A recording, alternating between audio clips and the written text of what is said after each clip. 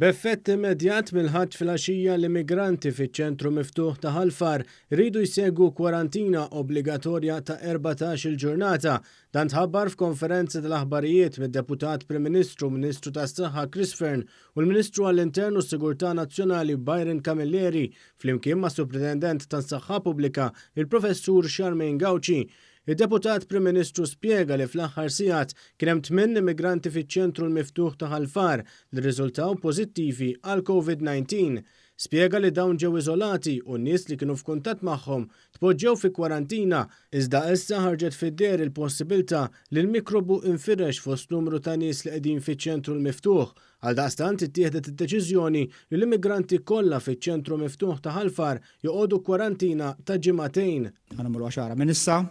Dina mhijiex kwistjoni ta' razza, mhijiex kwistjoni ta' kulur, mhijiex kwistjoni ta' reliġjon, hija kwistjoni illi il-coronavirus ma tafx persuna minn oħra, ma tarafx razza minn oħra, imma taffettwa u tinfetta lil kulħadd. Kien spjegat li ddaħlu diversi miżuri ta' prekawzjoni fost l-oħrajn ġie limitat l-aċċess u ngħatat kemm jista' jkun informazzjoni f'lingwi differenti. Żdiedet ukoll il-preżenza medika u saret ukoll sħubija mal-Għaqda tas-Salib l-Aħmar li bdew joperaw klinika li twaqfet apposta biswit iċ-ċentru. Din il-klinika hija mamra b'tali mod li tista' toffri kura lil residenti infettati bil-virus biex titnaqqas il-pressjoni minn fuq is-servizz tas-saħħa pubblika.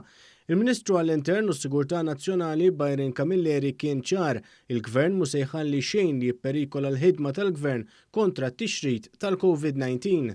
Id-deċiżjoni li numru ta' persuni qed nitkellmu fuq numru kbir ħafna, nitkellmu fuq 1000 persuna li jitpoġġew taħt kwarantina kienet deċiżjoni li ttieħdet aktar kmieni matul il-ġurnata f'diskussjonijiet li kelli mal-Ministru tas-Saħħa u anke mal-awtoritajiet tas-saħħa u rajna li din tiġi esekwita wara li jintemm il-curfew.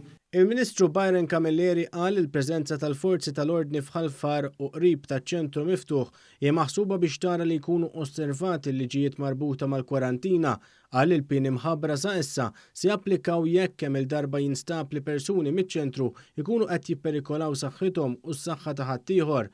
Il-Ministru Camilleri kellu wkoll appell għal min iħaddem. L-inqas ħaġa li qed nistennew f'dan il-mument huwa żgur li jkun hemm dawn l-employers tagħhom li jħeġġuhom sabiex għada imorru għax-xogħol.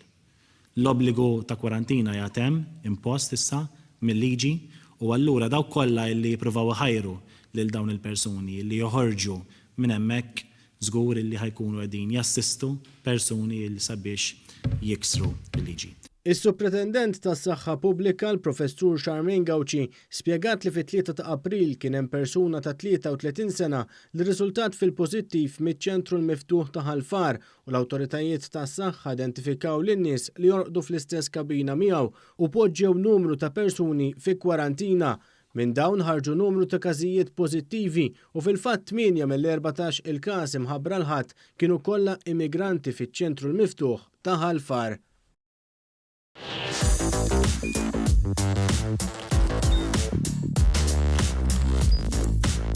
Idħol fuq one.com.mt u hemmhekk tista' tara l-programmi kollha li jxandru fuq One permezz ta' One Play.